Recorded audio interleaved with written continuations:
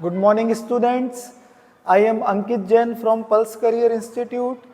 बच्चों आज के इस वीडियो में हम लोग कुछ वेक्टर के अच्छे क्वेश्चंस करेंगे जिससे आपको वेक्टर्स के कैसे क्वेश्चंस पेपर में आते हैं, उनके मेथड्स या कैसे सॉल्व करना चाहिए वो सब आपको समझ में आ सके। देखिए बच्चों,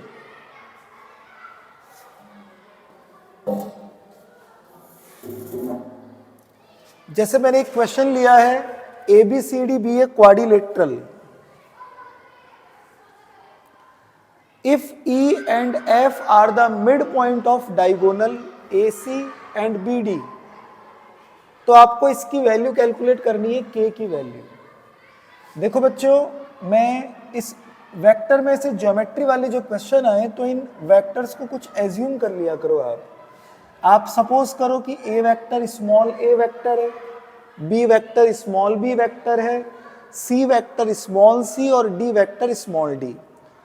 और E और F हम कैसे कैलकुलेट कर लें? F पॉइंट किसका मिड पॉइंट है बच्चों? BD का।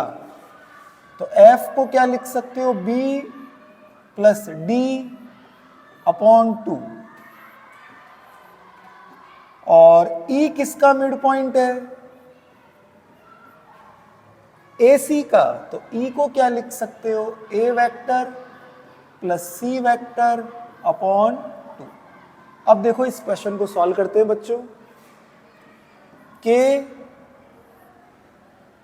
यहां इनकी वैल्यू पुट करना चाहो या नहीं चाहो कोई दिक्कत नहीं है। अगर पुट नहीं करेंगे तो इनमें वैल्यूज पुट करने पर ये EF बन जाएगा अपना, है ना। या इसमें भी वैल्यू पुट करना चाहो तो ये बोथ साइड सिमिलर हो जाएगी, सारी टर्म्स ABCD में चेंज हो जाएगी बच्चों, है ना। तो FE वेक्टर का मतलब क्या है? E minus F।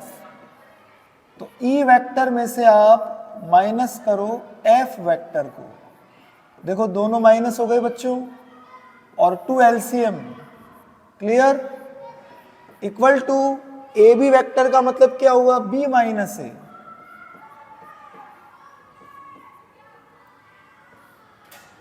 और BC वेक्टर का मतलब क्या हुआ? C minus B।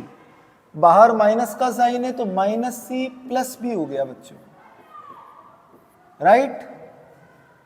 Plus AD का मतलब D minus A and DC का मतलब C माइनस D। तो माइनस C प्लस का D हो गया बच्चों, क्लियर। तो ये मिलेगा आपको A plus C minus B minus का D vector upon 2 equal to, इधर बच्चों 2 times B vector, 2 times A vector, 2 times C vector and 2 times D vector. 2 common लेने पर B vector plus D vector तो प्लस के हैं और A और C माइनस के हैं। आप इसमें से माइनस कॉमन ले लो, ये दोनों सेम हो गए बच्चों। और आप देखेंगे K की वैल्यू आ गई माइनस का 4। ऑप्शन नंबर अपना C आया बच्चों आप लोगों को समझ में? बिल्कुल सिंपल क्वेश्चन है। तो ऐसे ज्योमेट्री पे बेस्ड क्वेश्चन आप इस तरह से करें, है ना। नेक्स्ट क्वेश्चन की ओर बढ़ते हैं।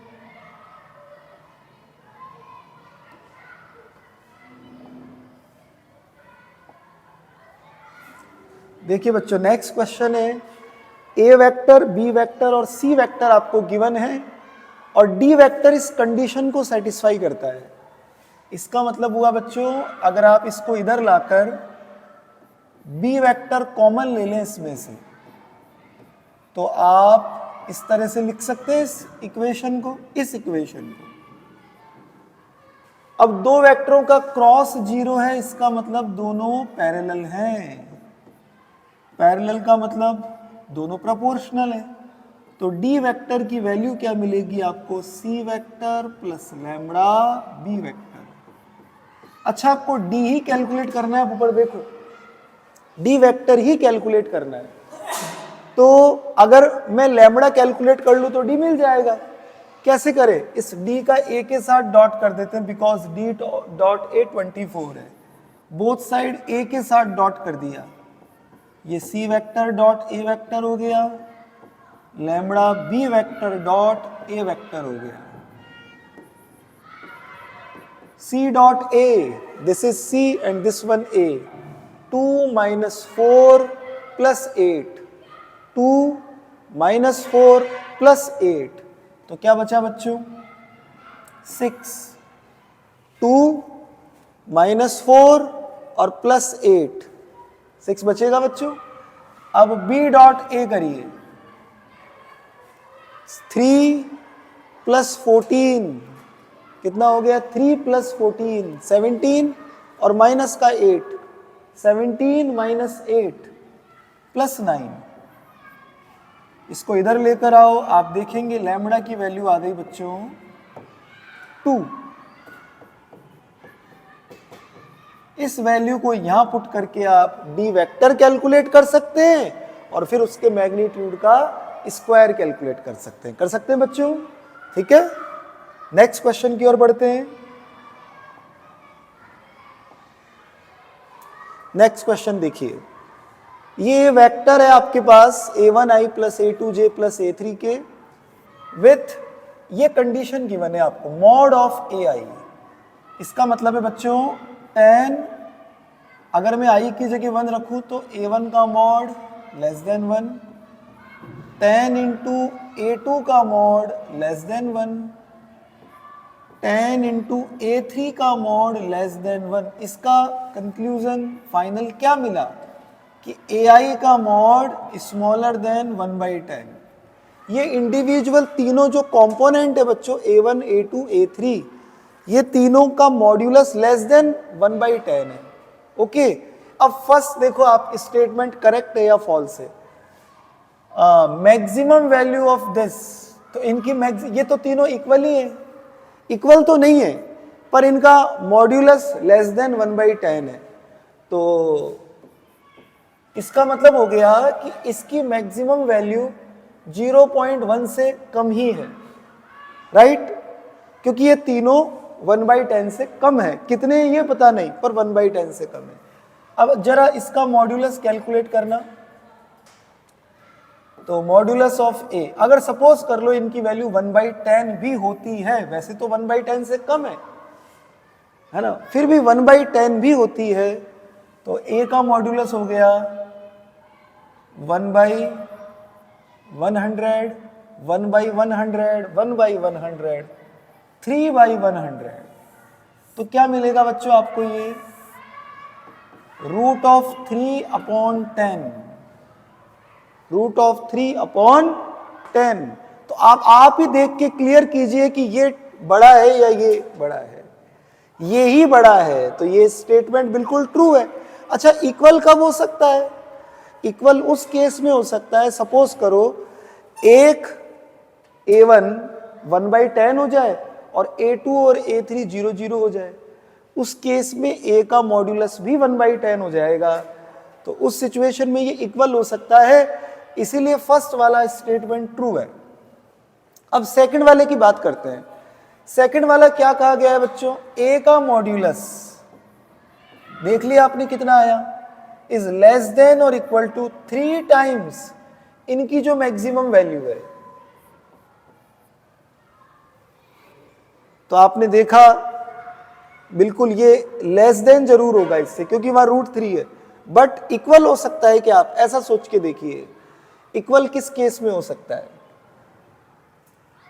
इक्वल किस केस में हो सकता है? ये बाकी 0 भी हो तो ये 1/10 रहेगा और ये 3/10 हो जाएगा, है ना. ये तो हमेशा 3/10 ही रहेगा बच्चों. क्यों? तो ये किसी केस पर इक्वल नहीं हो सकता, इसीलिए सेकंड वाला स्टेटमेंट फॉल्स हो गया. तो ओनली फर्स्ट स्टेटमेंट ट्रू है आपका, option number A, B.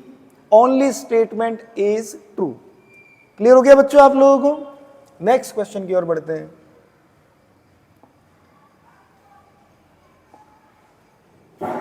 Next question देखिए, let a vector a, b और सी गिवन है, d be a vector which is perpendicular to both a and b. इसका मतलब हो गया डी का ए के साथ भी डॉट 0 है, डी का बी के साथ भी डॉट 0 है. तो ऐसी सिचुएशन में डी वेक्टर को क्या लिखा जा सकता है? लैम्बडा ए क्रॉस बी. ठीक है बच्चों, तो अब आप यहाँ ए क्रॉस बी निकाल सकते हैं, ए और बी का क्रॉस करके डिटर्मिनेंट से लैम्बडा से मल्टीप्लाई करेंगे तो डी वेक्टर आ जाएगा इन टर्म्स ऑफ लैम्बडा।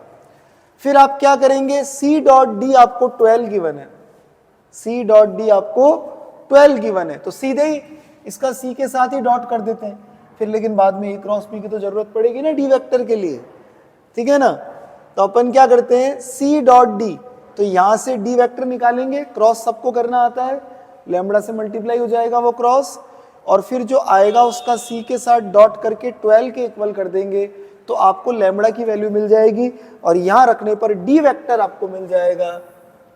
फिर आप क्या करेंगे, सी और डी की वैल्यू यहां पुट करके इसे सॉल्व करेंगे तो आपका आंसर आसानी से आ जाएगा। समझ गए बच्चों आप लोग। नेक्स्ट क्वेश्चन की ओर बढ़ते हैं। ये एक रिजल्ट की तरह आप इसे याद रख सकते हैं, पी क्यू वेक्टर।